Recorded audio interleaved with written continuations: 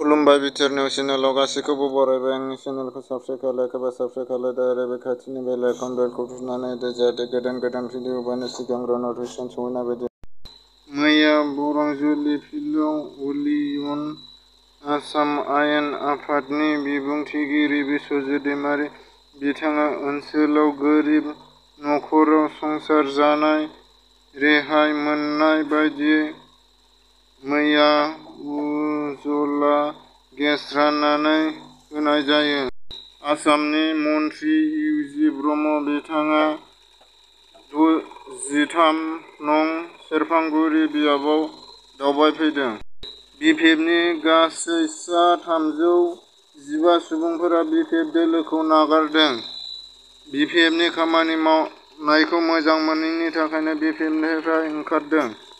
बाक्सा जिल्ला सालबारि फातेमाबाद साह बागानाव मैया दुलाराय आसाम उदां साहित्य सभानि गायसनथाइ सान फालिदों।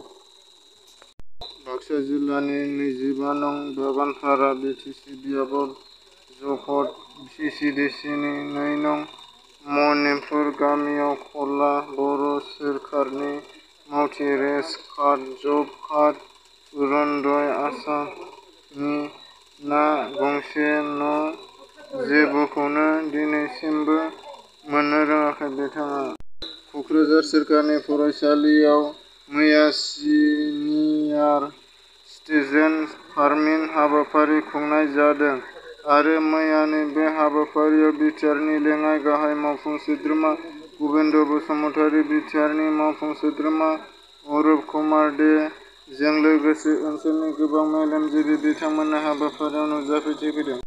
थारैनो जोबोद दुखुनांथाव जाथाय। थांनाय मैयानि हर 10 रिंगासो समाव हाग्रानि मैदेरा फैनानै लक्ष्मी बसुमतारीनि न'खरनि गासैखौबो बुफाय बुसि खालामनानै गालाङो।